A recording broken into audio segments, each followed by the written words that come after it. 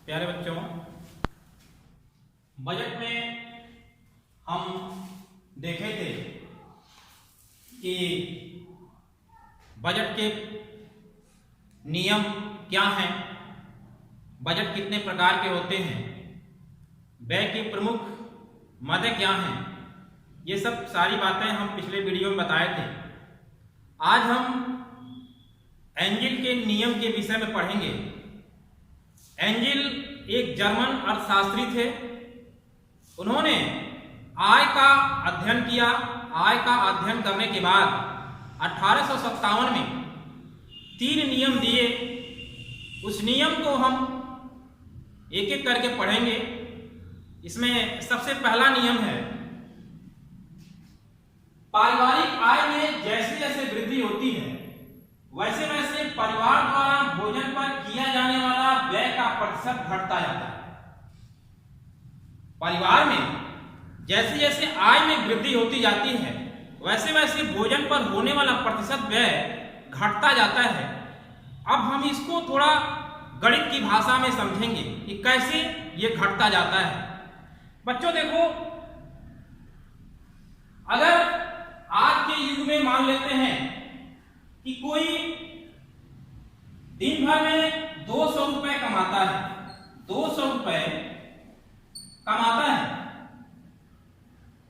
तो आज के इस युग में उसके परिवार पर अगर 100 रुपया खर्च करता है कम से कम, तो ही वो नमक रोटी या कम से कम एक सामान्य भोजन कर पाएगा।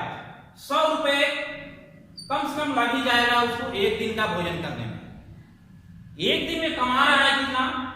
200 रुपए, और भोजन पर उसका व्यय कितना हो रहा है? 100 रुपए। अब हम देखेंगे कि 200 रुपए का 100 रुपए कितना होता है। तो 200 रुपए को अगर हम 100 मान लेते हैं, 100 मान लेते हैं, तो 100 रुपए क्या होगा? 50 रुपए।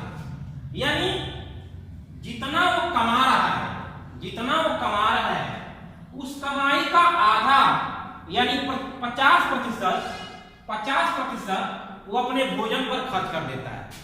यानी जितना कमा रहा है, 200 रुपए कमा रहा है, 100 रुपए का वो भोजन पर खर्च कर दे रहा है।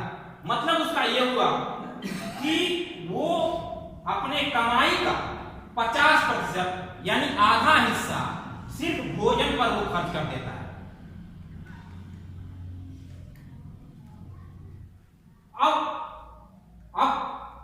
अब कोई दूसरा व्यक्ति है जो इससे थोड़ा अधिक कमा रहा है। मान लेते हैं कि कोई दूसरा परिवार है जो कि एक दिन में 1000 रुपए कमाता है। तो 1000 रुपए कमाता है तो ऐसा नहीं है कि वो अधिक कमा रहा है तो वो 4 रोटी की जगह 40 रोटी खाएगा, 1 कटोरी दाल की जगह वो 4 कटोरी खाएगा, सब्जी 1 पाव की जगह 4 किलो खाएगा। ऐसा नहीं होता। वो कमा रहा है अधिक, ये बात सही है कि वो कमा रहा है, लेकिन उसका जो व्यय होगा भोजन पर उस अनुपात में नहीं होगा जिस अनुपात में पहले वाले का होगा। ये जो कमाएगा, मान लेते हैं कि ये 200 रुपए कमा रहा है, तो थोड़ा सा ये सब्जी खाएगा तो दाल नहीं खाएगा, दाल खाएगा तो सब्जी नहीं खाएगा। ये उससे थोड़ा सा अधिक कमा रहा है तो ये इससे थोड़ा बेहतर खाएगा। यानी ये दाल चावल रोटी सब्जी ये दिन भर यानी दोनों टाइम दाल के साथ सब्जी भी रहेगा, यानी दाल चावल रोटी सब्जी ये आराम से खाएगा ये 1000 वाला। तो मान लेते हैं कि ये 250 रुपए खर्च करता है। ये वाला कितना खर्च कर रहा था? 50 रुपए। क्योंकि ये कम कमा रहा था इसलिए कम, यानी अपने हिस्से का वो आधा हिस्सा खर्च कर देता था भोजन पर। ये कमा रहा है 1000 रुपए, तो ये भोजन पर बहुत करेगा तो 250 रुपए खर्च करेगा। ऐसा नहीं है कि यह भी अपने आय का आधा हिस्सा खर्च कर देगा, ऐसा नहीं। खाएगा, इसलिए ये 50 की जगह 250 रुपए खर्च कर रहा है। यानी ये अपने हिस्से का 50% खर्च कर रहा है और ये वाला अपने आय का कितना हुआ 25%, अपने आय का 25% खर्च कर रहा है, अपने आय का 25% ये खर्च कर रहा है। अब हम देखेंगे कि कोई व्यक्ति 10,000 रुपए कमाता है, 10,000 रुपए कमाता है, तो 10,000 रुपए कमा रहा है, तो ऐसा नहीं है कि ये बहुत अधिक कमा रहा है तो बहुत अधिक खाएगा, ऐसा तो है नहीं। वो भी 4 रोटी, 1 कटोरी दाल चावल, 1 पाव सब्जी, लेकिन ये है कि ये थोड़ा अधिक कमा रहा है तो दाल चावल रोटी सब्जी के साथ साथ ये अचार, दही, फल फूल ये सब खाएगा, क्योंकि अधिक कमा रहा है। लेकिन इतना नहीं खाएगा कि 4 किलो आटा एक ही बार खा जाएगा, 1 ट्रक फल अकेले खा जाएगा, ऐसा तो है नहीं। उसका भी पेट बराबर है, जितना गरीब का है उतना ही अमीर का है, पेट तो सबका बराबर होता है। ये अलग बात है कि वो थोड़ा सा अच्छा भोजन करेगा, इसलिए इसका भोजन पर व्यय तो बढ़ेगा, व्यय तो बढ़ेगा। मान लेते हैं कि 10,000 ये कमा रहा है तो अपने भोजन पर ये 1,000 रुपए खर्च कर रहा है, 1,000 खर्च कर रहा है, अपने भोजन पर ये 1,000 रुपए खर्च कर रहा है। अब हम देखें कि जितना ये कमा रहा है, यानी जितना आय है उसका कितना प्रतिशत वो भोजन पर खर्च करेगा, तो हम देखेंगे 10% हो रहा है, प्रतिशत यानी 10,000 का 1,000 यानी 10% भोजन पर ये खर्च कर रहा है। अब हम देखें कि 200 रुपए जब कमा रहा है तो कम से कम 100 रुपए भोजन पर लगा दे रहा है, यानी आय का कितना प्रतिशत हुआ 50% खर्च कर रहा है। अब कोई दूसरा परिवार है इससे थोड़ा अधिक कमा रहा है, 1,000 रुपए खर्च कर रहा है, तो ये 250 रुपए यानी कुल आय का 25% खर्च कर दे रहा है भोजन पर। और कोई परिवार है जो 10,000 रुपए एक दिन में कमाता है तो 1,000 रुपए भोजन पर खर्च करेगा, यानी अपने आय का 10% खर्च करेगा। तो हम देख रहे हैं कि जैसे जैसे आय में वृद्धि होती चली जा रही है, 200 से 1,000 हुआ, 1,000 से 10,000 हुआ, इस परिवार का 200, इसका 1,000, इसका 10,000। तो परिवार में जैसे जैसे आय की वृद्धि होती जा रही है तो उसके भोजन पर होने वाला व्यय तो बढ़ता जा रहा है, ये बात सही है।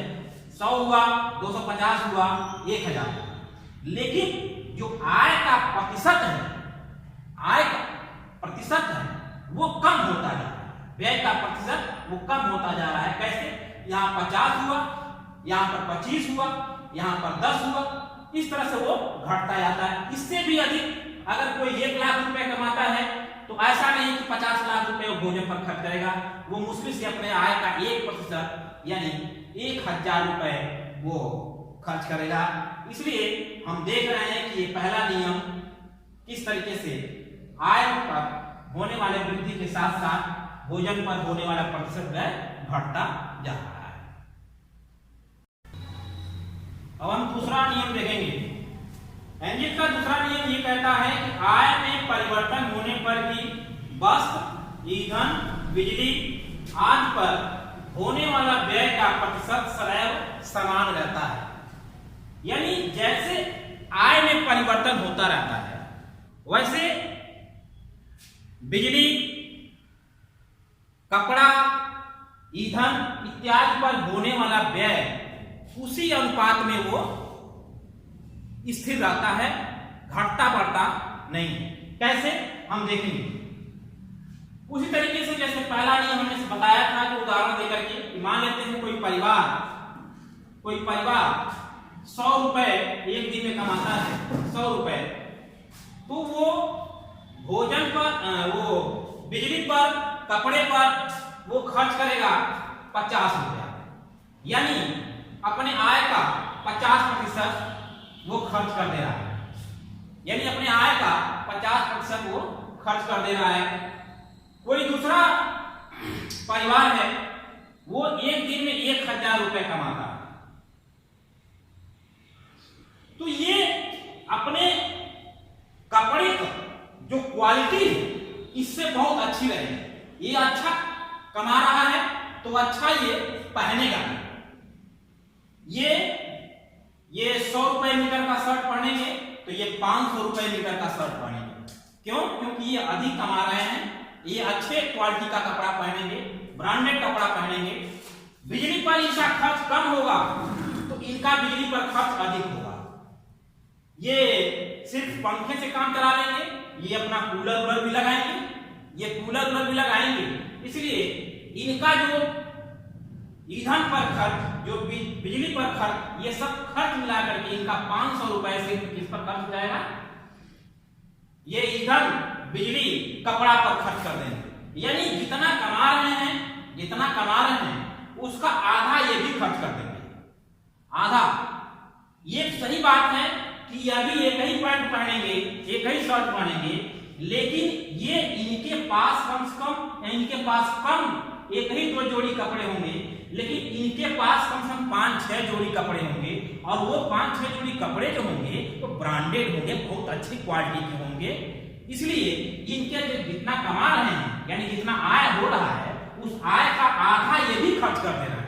आय का अपना आधा ये भी खर्च कर रहे हैं, आय का ये भी खर्च कर रहे हैं आधा बिजली पर और कपड़ा पर, ये ब्रांडेड पहनेंगे।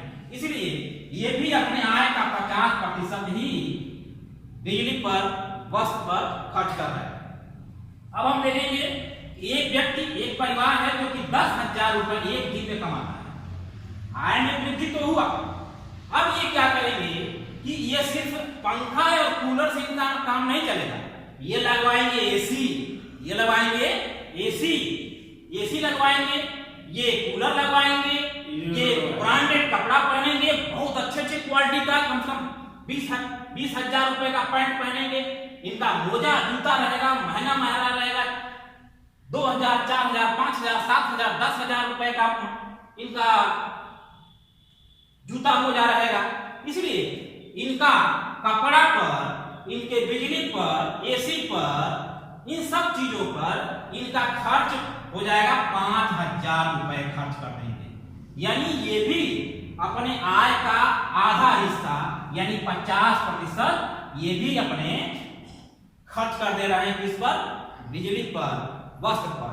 यानी जैसे जैसे आय में वृद्धि हो रही है, वैसे वैसे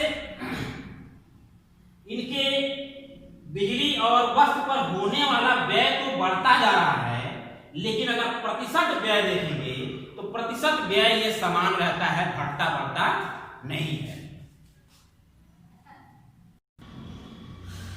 अब हम देखेंगे एंजिन का तीसरा नियम।